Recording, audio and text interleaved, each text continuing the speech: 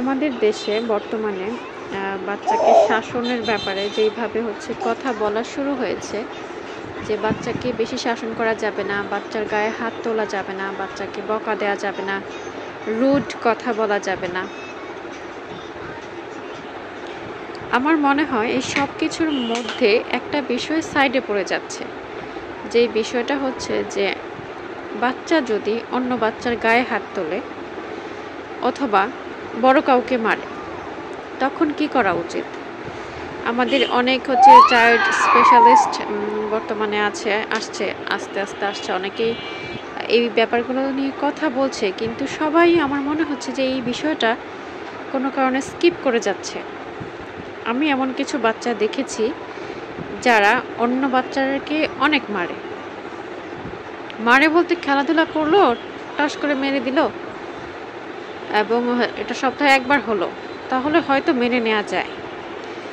কিন্তু যখন একদিনেই একটা বাচ্চা 2-3 বার বা 4-5 বার বা তার চেয়ে অধিকবার অন্য বাচ্চাকে মারবে এবং সাধারণ কোনো মার না পেয়ে, তখন আমার মনে হয় যে যেই বাচ্চাটা মার খাচ্ছে সেই বাচ্চাটার মায়ের জন্য বিষয়টা খুবই কষ্টদায়ক হয়ে যাবে।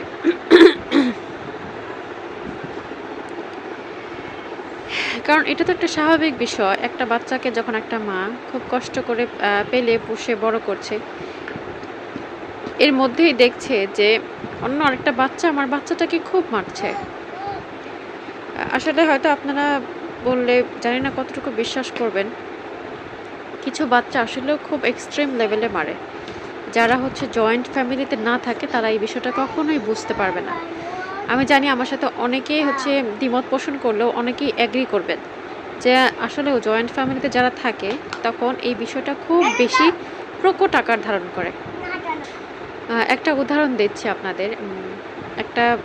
দুইটা বাচ্চা, সমবয়সী, অলমোস্ট 1 বছরের ব্যবধান দুইটা বাচ্চার মধ্যে। এর মধ্যে একটা বাচ্চা কোনো কারণ ছাড়া, এমন না যে কোনো খেলনা নিয়ে যাচ্ছে এই জন্য ওকে মারছে, কোনো কারণ ছাড়াই জাস্ট ওর মন চাইলো, বাস ও নারকেল আছে না, পাকা নারকেল, যেটা ঝোনা নারকেল, যেটা দিয়ে সেমাই টেমাই রান্না করা হয়, আস্ত একটা নারকেল আরেকটা বাচ্চার মাথায় ছুঁড়ে মারলো।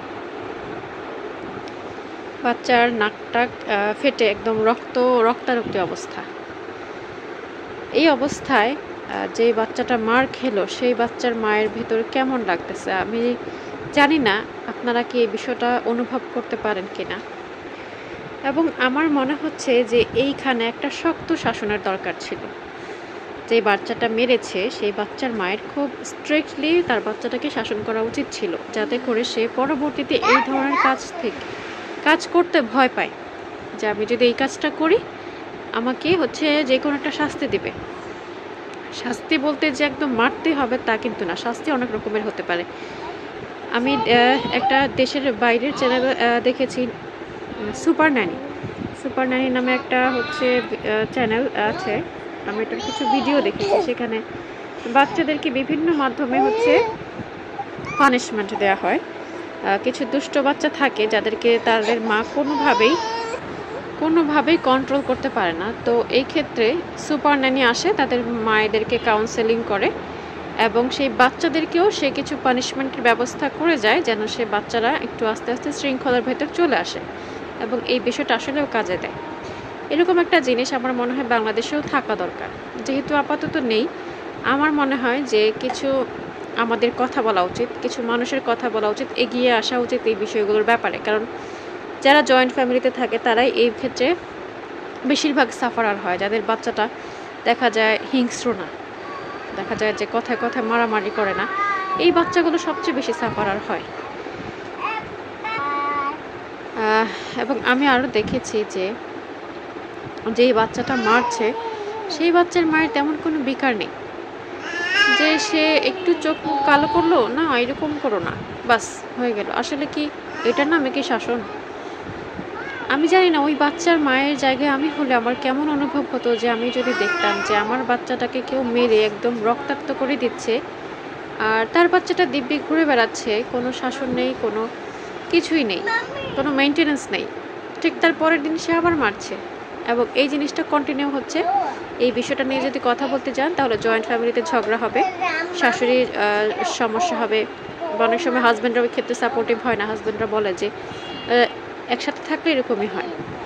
আসলে মা হিসেবে, মা হয়ে এভাবে নিজের সন্তানকে অত্যাচারিত হতে দেখলে সবসময় হচ্ছে এইরকম একটা সিচুয়েশনে যদি বাচ্চাটা বড় হয়, তার কিন্তু ভেতরে কিন্তু আত্মবিশ্বাস গড়ে ওঠে না। আমার মনে হয় সে বড় হয়ে খুবই দুর্বল হবে এবং আত্মবিশ্বাসহীনতায় সে ভুগবে।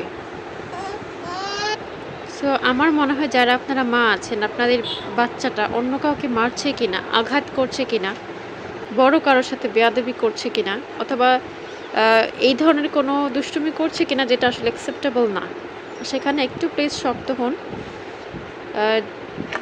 যদি আপনার কোনো বাচ্চাকে কন্ট্রোল করতে না পারেন, কাইন্ডলি নিকটস্থ কোনো সাইকিয়াট্রিস্টের কাছে যান। হয়তো হতে পারে তার ADHD প্রবলেম আছে, এছাড়া অন্য কোনো সমস্যাও থাকতে পারে। একটু কাইন্ডলি আপনার বাচ্চাকে অন্য বাচ্চাদের থেকে একটু দূরে রাখুন। যেহেতু সে অন্য বাচ্চাদের সাথে ঠিকভাবে মিশতে পারছে না, সবাইকে যেহেতু আঘাত করছে, একটু কাইন্ডলি সচেতন হন।